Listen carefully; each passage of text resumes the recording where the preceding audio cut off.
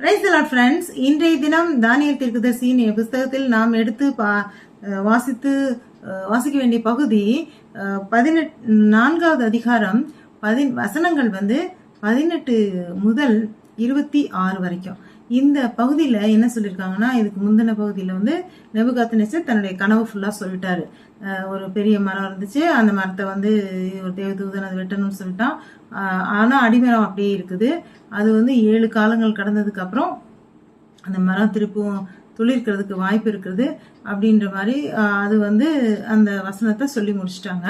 அந்த கனவை சொல்லி முடிச்சோடனே இவர் தானியேல்கிட்ட சொல்றாரு. தானியேலுக்கு தான் பெல்ஷா சத்தா அப்படின்னு இன்னொரு பேர் இருக்கு இல்லையா, அவரை கூப்பிடுறாரு. நீங்க உனக்கு தெரிஞ்சிருக்கும், நீ நிச்சயமா உன்னுடைய ஜீவனுள்ள தேவனுடைய மனிதன், அதனால உனக்கு தெரியும், நீ அதை எனக்கு விளக்கமா சொல்லு அப்படின்னு சொல்லி. அப்போ அவருக்கு தெரியுது முதல்லயே அந்த கனவு சொல்லும் போதே அவருக்கு என்னுடைய விளக்கம் தெரிஞ்சது. ஆனா இது எப்படி அவர்கிட்ட சொல்றது அப்படின்ற மாதிரி கொஞ்சம் ஹெசிடேட் பண்றாருன்றது ராஜாக்கு தெரிஞ்சிச்சு.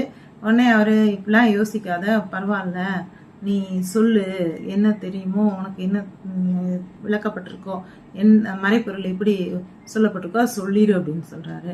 அப்ப இவர் கொஞ்சம் யோசிச்சுட்டு, இந்த கனவு உங்களுடைய எதிரிகளுக்கும் துரோகிகளுக்கும் பழிச்சா நல்லது, ஆனா இந்த கனவுல அப்படி இல்லாம உங்களை பத்தியே சொல்லப்பட்டிருக்கு அப்படின்னு சொல்லி சொல்றாரு.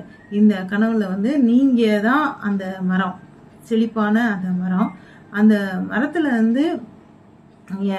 உலகத்தின் எல்லா உயிரினங்களும் சந்தோஷமா இருக்குது.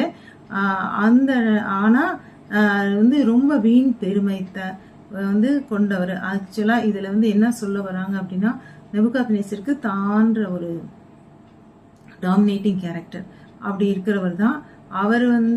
அதை எப்படி நேரடியா ராஜாட்ட சொல்றது, ஆனா உண்மையிலேயே அதுக்காக தான் தாழ்த்தப்படுவாரு.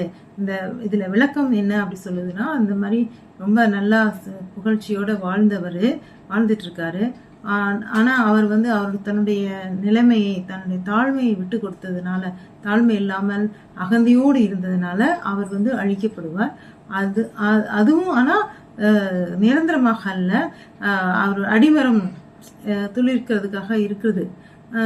அவர் தன்னை உணர்ந்துட்டாரு அப்படின்னா, இது ஒரு சில காலங்கள் இப்படி நடக்கும்.